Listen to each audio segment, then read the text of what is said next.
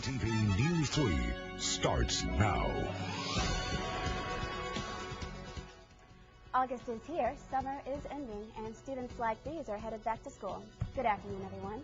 I'm Candace Ortiz. And I'm James Rice. Today we begin by focusing on going back to school. Whether it's been a few months or a few years, WBTV is on your side with information to help make the transition from summer break to fall classes a little easier. First, get familiar with school's advisors and teachers, as well as locations of the building before school starts. Secondly, take the initiative to meet new people and remember to be relaxed and patient in new situations. And thirdly, when studying, try to space out your time in 20 minutes instead of burning yourself out trying to study 2 hours straight.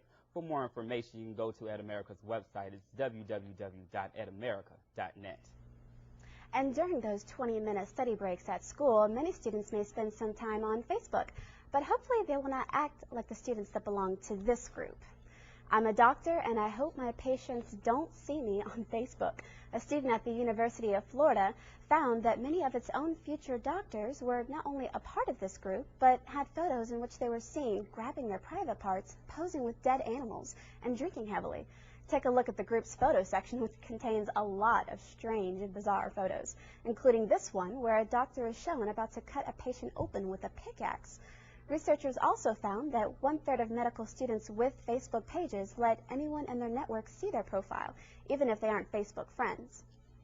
And before heading back to the classroom, WBTV is on your side, recapping 3 of the summer's biggest stories. And whether you've seen these stories unfold live or just hearing them for the first time, it's been an eventful summer.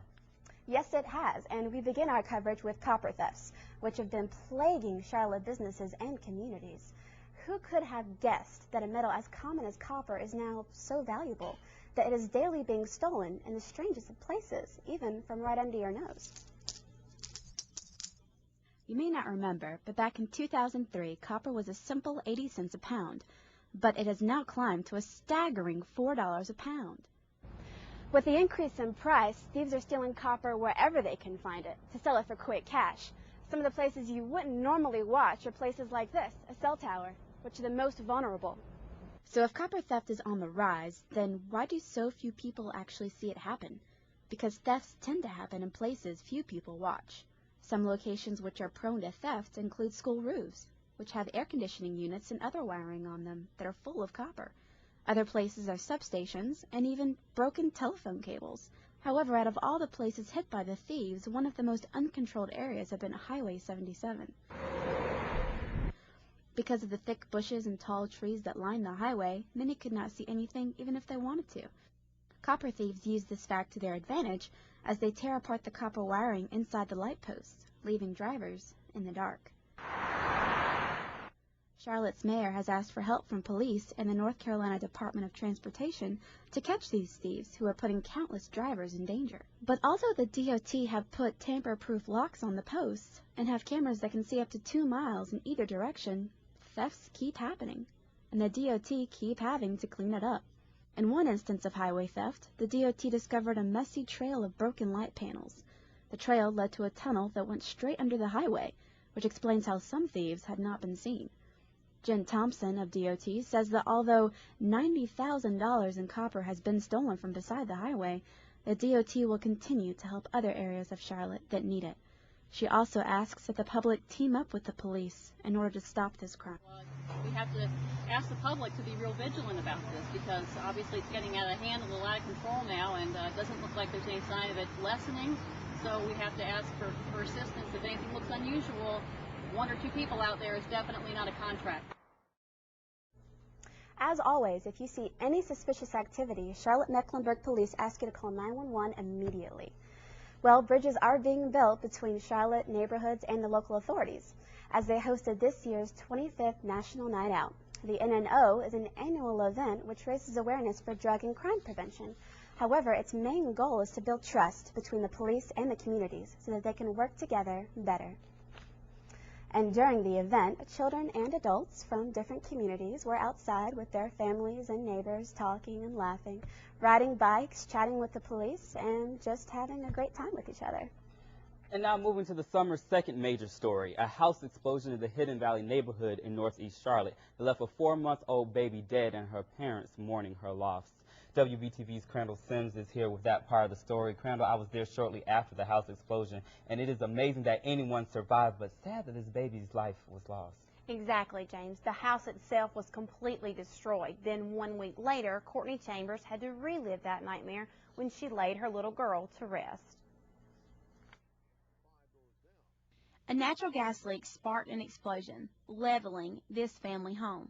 Courtney Chambers and Demisio Coleman lived here with their little girl Sonora, all inside the home at the time of the explosion.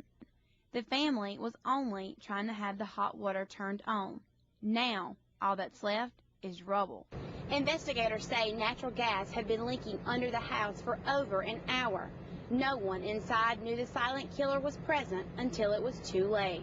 Today, as she laid her little girl to rest, Courtney Chambers remembers their last moments together. I can just keep remembering is grabbing my baby, grabbing her, and them being boomed away from my baby. This also a day of closure for Courtney Chambers. She saw her little girl one last time. It's just nice for me just to touch my baby again and feel my baby all over again. She has peace knowing her little girl is in a better place. Now, she says, if she had to do it all over again, hot water wouldn't have been so important.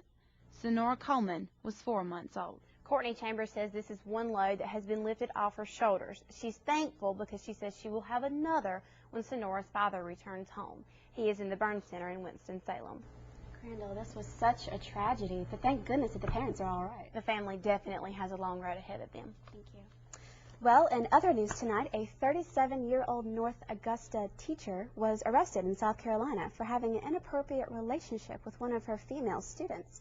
Authorities say a teacher named Shannon Fowler had sexual conversations with a 14-year-old girl and bought the student a prepaid cell phone in order to give her answers to a standardized test. Officials say Fowler was released on a personal bond, and when trying to call her for a comment, her number was out of service.